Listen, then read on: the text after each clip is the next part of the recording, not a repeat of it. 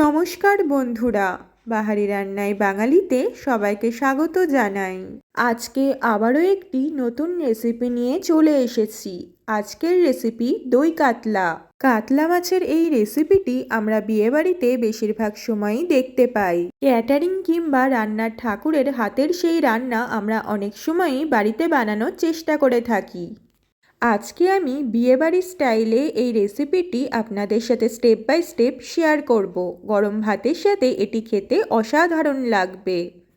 চলুন তাহলে রেসিপিটি দেখে নেওয়া যাক। রেসিপিটি বানানোর জন্য আমি কাতলা মাছের 4 পিস গাদা নিয়ে ভালোভাবে জলে ধুয়ে বাটিতে রেখেছি। মাছগুলোতে আমি প্রথমে হাফ চা চামচ মতো লবণ আর হাফ চা চামচ হলুদ গুঁড়ো দিয়ে মাছগুলোর দুই পিঠে ভালোভাবে লবণ আর হলুদ মাখিয়ে দিতে হবে। ভালো মতো মাখানো হয়ে গেলে মাছগুলোকে 15 মিনিটের জন্য রেখে দিতে হবে। এতে মাছের মধ্যে লবণ আর হলুদ দুটোই ভালোভাবে প্রবেশ করবে। এবার আমি একটা বাটিতে 6-7টা মতো কাজু বাদাম আর সেই পরিমাণ আমন্ড নিয়ে নিলাম। অল্প জল দিয়ে এটাকে আধ ঘন্টা মতো ভিজিয়ে রাখবো। আধ ঘন্টা পর আমন্ডের খোসাটা ছাড়িয়ে নিয়ে ভালোভাবে মিক্সিতে বেটে নেব।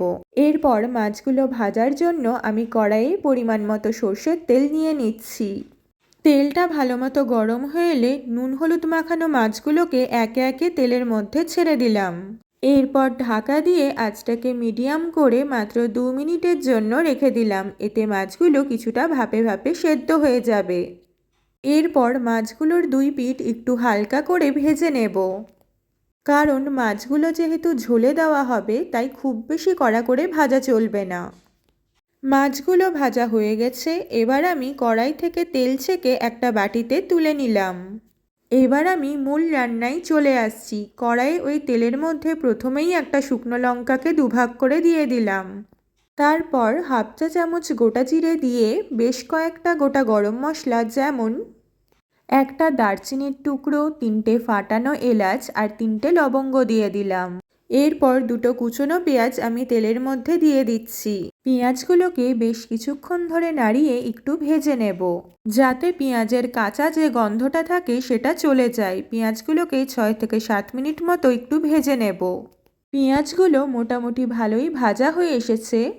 এবার এর মধ্যে দুটো পেঁয়াজ বাটা দিয়ে দিলাম।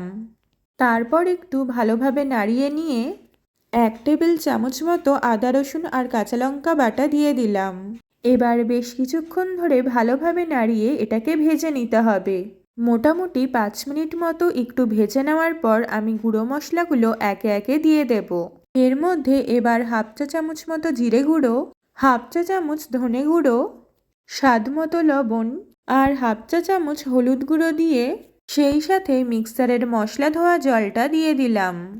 এবার মশলাটাকে বেশ ভালোভাবে নাড়িয়ে নিয়ে তেল ছেড়ে না আসা পর্যন্ত কষিয়ে নিতে হবে।